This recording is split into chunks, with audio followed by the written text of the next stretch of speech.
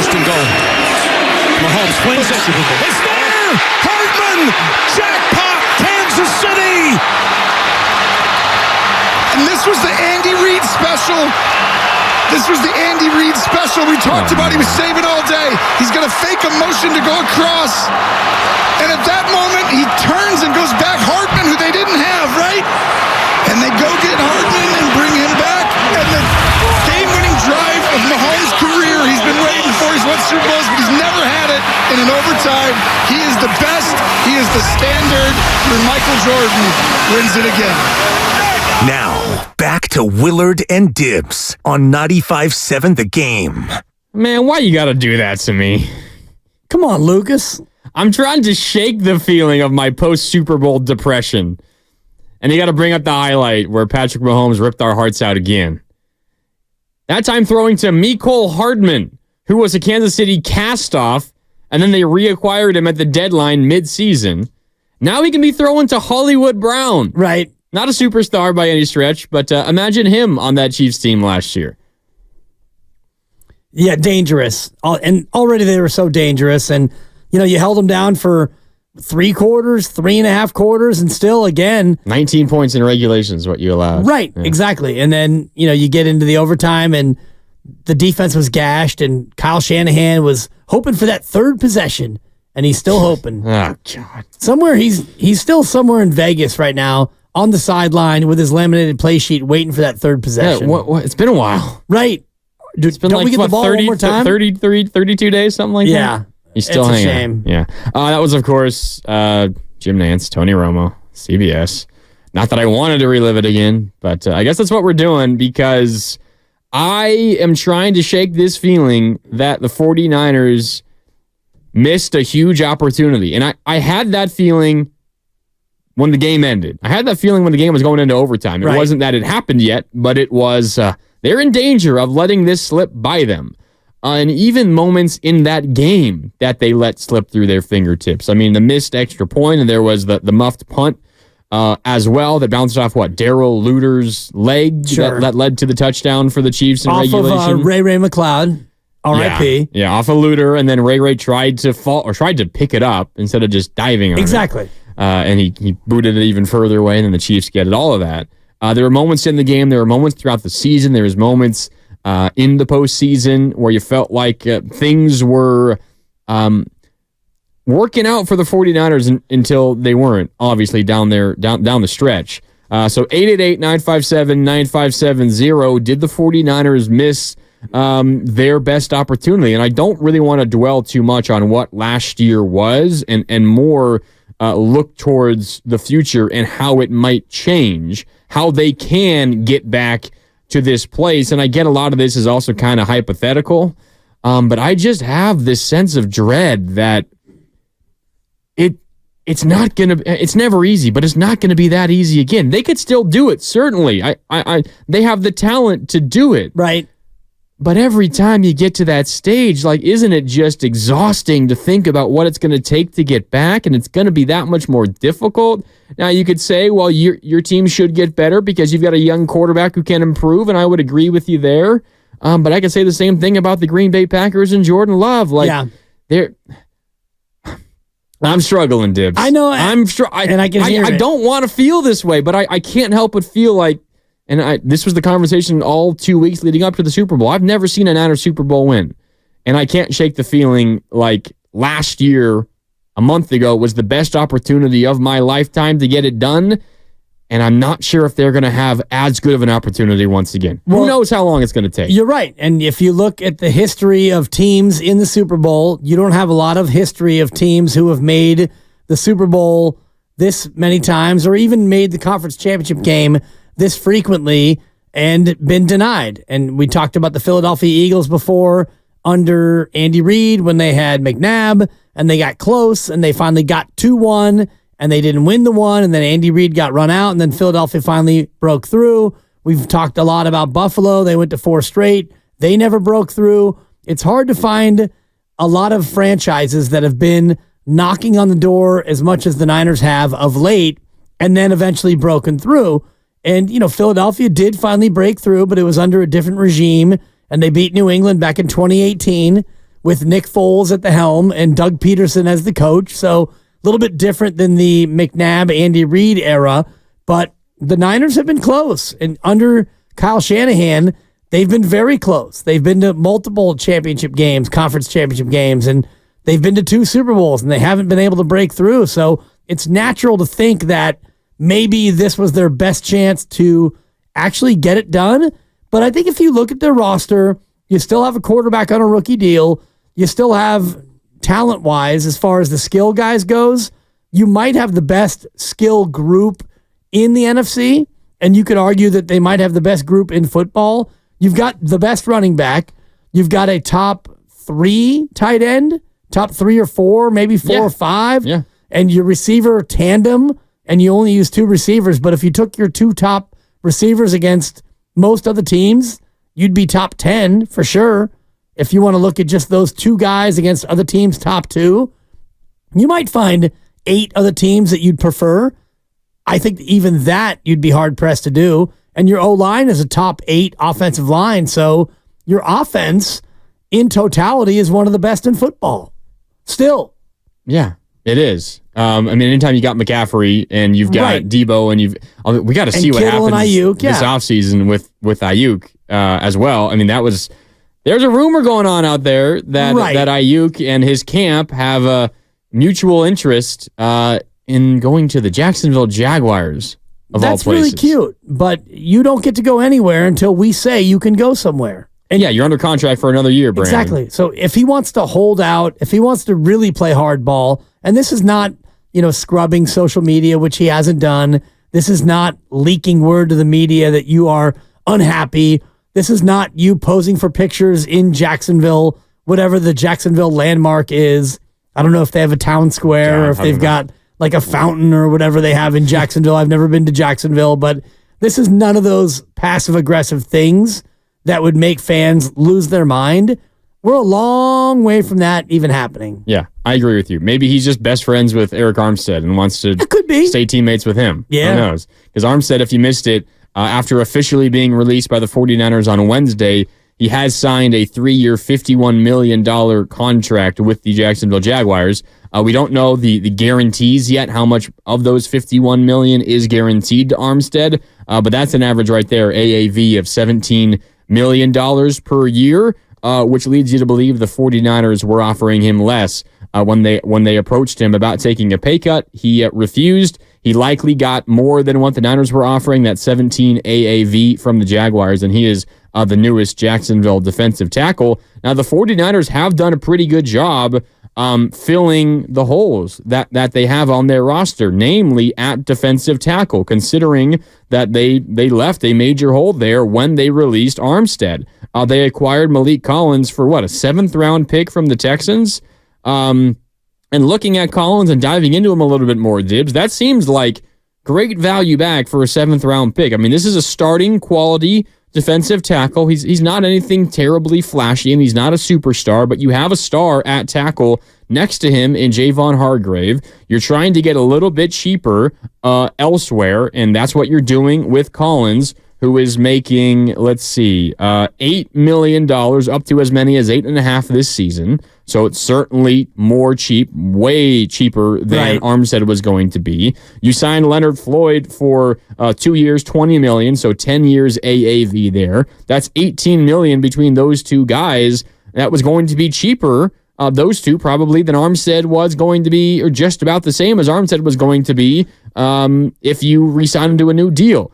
Way cheaper than if you just kept paying him what he was currently owed. So you managed to maybe take a little bit of a step back at one position, but you spread out that saved money to a couple of other spots, filled the starting role, got an edge, got some depth at edge and defensive tackle. So this isn't me, in my feeling about the Niners missed an opportunity, isn't me feeling like the offseason has been a disaster, because it certainly hasn't. I think John Lynch is having a great offseason, but it's based on what was available to the 49ers, and what was available to the 49ers just simply wasn't all that much. And again, I think Lynch, given those, the ceiling that is placed on this team right now because of what they currently have on the roster, they've had a hell of an offseason, and they're doing a good job with those limited opportunities that they have to fill out this roster. Now, a lot is still to come, and the draft is going to be really important because they still need to find someone to help them out on the offensive line.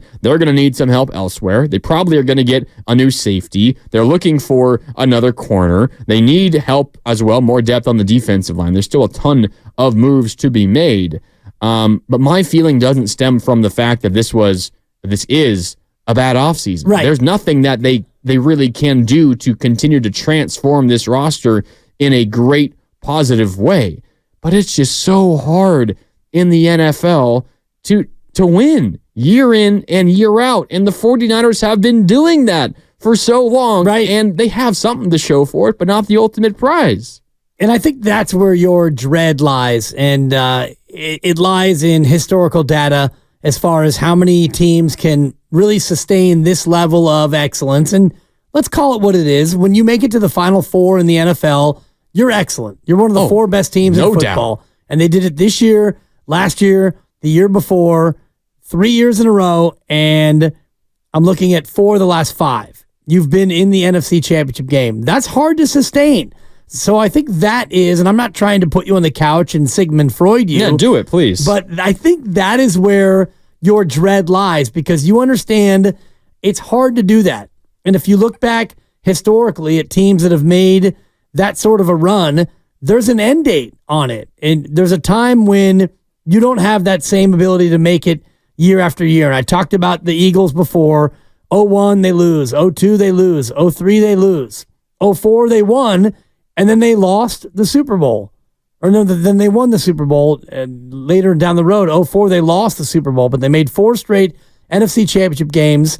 They made 1 Super Bowl. T.O. broke his leg. And that was it for... And played on it. Right, exactly. Yeah. But that was it. And then they didn't make it in 05, 6, or 7. 08, they went and they lost. And then that was it until they finally broke through and won the Super Bowl. So there is a certain amount of a window. And you talk about Seattle and the Seahawks and how often they made it to the NFC Championship game. And they eventually broke through and they got 1 Super Bowl, which they should have gotten 2, but they didn't. But 13, 14, they were there.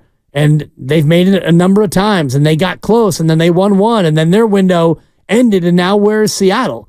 Seattle's back to where Seattle was when I was a kid, where they were just mediocre. They were also Rams. And so you look at the Niners, and they've made it 4 of the last 5, and you can't help but think, well, can they make it 5 of 6 or 6 of 7? Sure, but already this run has been so good, and yet it has not borne the ultimate fruit. How about this from Michael Silver of the Chronicle, the San Francisco Chronicle, his column that he put out yesterday. It's titled 49ers Aggressive Offseason Rearms a Defense That Needed a Shakeup. A couple of lines from this article that caught my eyes, talking about Kyle Shanahan. He said, in recent conversations with confidants at the 49ers training facility, he, being Kyle Shanahan, wasn't afraid to admit the truth. The 49ers were fortunate to have made it to Vegas in the first place. He also went on to write later, Shanahan and Lynch have already sent a strong signal that their 2023 ensemble wasn't good enough. If last year wasn't good enough, Dibs, if your roster last year wasn't good enough, when is your roster ever going to be good enough? Fair question. And maybe part of the ensemble that they're referring to is the defensive coordinator, who's not here anymore either, because the defense you brought back last year was, in my opinion, good enough. Once you added Chase Young and Randy Gregory, you had Cleveland Ferrell. It felt like your defense had enough talent. If you look across just the D-line, Cleveland Ferrell, first-round pick, Chase Young, first-rounder, Nick Bosa, first-rounder, Javon Hargrave, I think he was a second-rounder, but highly, highly paid. Mm-hmm. You had a lot of talent across your D-line. Your linebackers were widely considered to be the best in football, and you had one of the best cornerbacks in the NFL as well. So how can that ensemble not be good enough? I'm kind of with you. Right? Was it the coordinator that we're talking about? I think that's what it's got to be aimed at a little bit more. And a lot of this article written by Michael Silver is about the defensive coordinator decision, and Kyle Shanahan noting, or Michael Silver noting that Kyle Shanahan just simply kind of has to wear it when it comes to the decision to hire Steve Wilks last year into a really odd position where he's asked to run a defense with a group of assistant coaches that he's not familiar with, to run a scheme that he's not familiar with, and to deal with the brunt of the blame when it goes poorly, like it did midway through the season, and like they were never really were performing the way that we all expected them to perform, given all their talent. So I think that's probably what Michael Silver is getting at, and maybe that's where Kyle Shanahan and John Lynch feel was the biggest mistake or issue with the roster. Right. Maybe it wasn't necessarily the talent of their players, but more so some of the support around those players. But again, I mean, it felt like last year was almost like a perfect storm of sorts for the 49ers. So my question for the 49ers, my challenge to the 49ers, and my question for all of you guys out there, 888-957-9570, if Kyle Shanahan is saying or believes that the 49ers were fortunate to even make the Super Bowl last year and that the 2023 ensemble wasn't good enough last year, given the constraints of the team, given that within this week there's been rumors about the Niners trading both Deebo Samuel and Brandon Ayuk. Now, I think neither of those things are going to happen, but these things are swirling right now. Given all of that, how does this team get better, and how do they upgrade and improve their chances at trying to win again? If we can admit that Shanahan might feel like last year was not good enough, and we can also face the reality that they can't do a lot to bring more outside talent in, then how do they get better and improve their chances next year? Well, they get the players that they have to play better in a scheme that is more befitting what the players can do. And I'm reading from Mike Silver's piece, and he talked about after SF's desultory performance in a loss to the Bengals, Shanahan initiated what some in the building referred to as a, quote, intervention, explaining in stark terms to Wilks, his position coaches, and the defensive players how he wanted the unit to approach the remainder of the season. So that speaks to me about just how disgruntled he was with how things were going defensively. After the third straight loss to the Bengals, you have an intervention and you call everybody out and basically say, this is how I want things to go. And,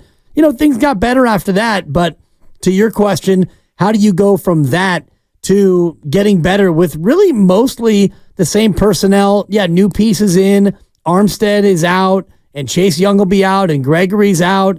Greenlaw's out due to injury for who knows how long. He might be gone for the year. Hopefully he's back by December. We just don't know. But you never know how Hufanga's going to bounce back. Right, Hufanga should bounce back, you would expect. But again, you never know with a player coming off of injury. It looks on paper like the team is a little bit lesser than last year, but with a new coordinator, maybe you can be a better defense.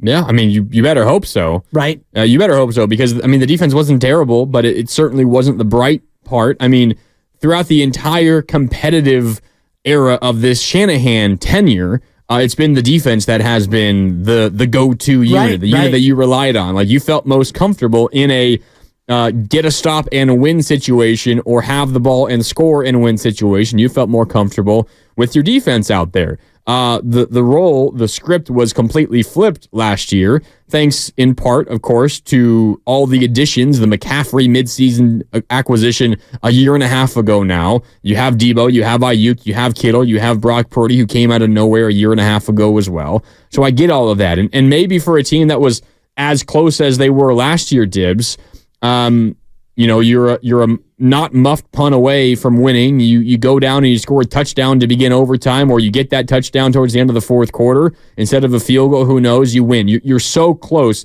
to winning a Super Bowl last year. As Lori Matthews points out on our YouTube chat, powered by First NorCal Credit Union, maybe all this team needs is minor tweaks. You get better a little bit here, a little bit there, in the margins. You take the Farhan Zaidi approach, right? Get better on the 25th man on your roster. For football, maybe you get better on the 44th man and 45th man on your roster instead of the 3rd, 4th, 5th guy on your roster. If you get a little bit better there, maybe that's enough to push you over the top. But the reality of playing in the NFL as well, Dibs, is you need some breaks to go your way. And last year, some breaks went your way. A lot of breaks went their way. And you mentioned the only injury that they had of real significance was Hufanga, and you stayed healthy, and you made it all the way to the final game, and then you weren't good enough in that moment to to get it done. One thing Michael Silver points out, which I think needs to be noted, is the idea of bringing in Brandon Staley as the assistant head coach.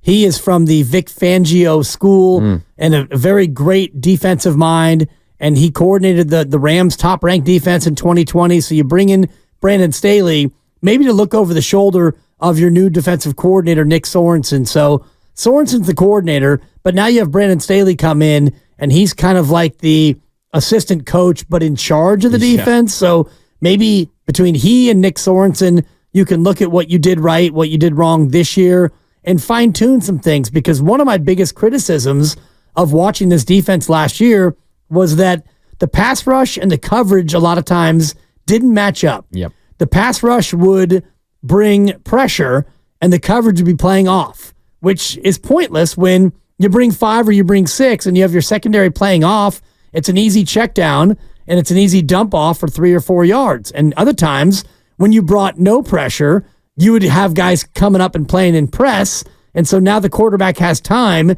and your secondary can't hold up because you're not bringing enough pressure. So that's one area that I would look for in terms of Brandon Staley to try to shore up marrying the pass rush with the coverage. Absolutely. It's got to be better because that was a major mistake for the 49ers last year, a major issue. If that gets better, the defense improves as a whole, then I agree with you. That's a major step towards this team getting right back to the doorstep of a Super Bowl because that is the goal for this Niner team every single year.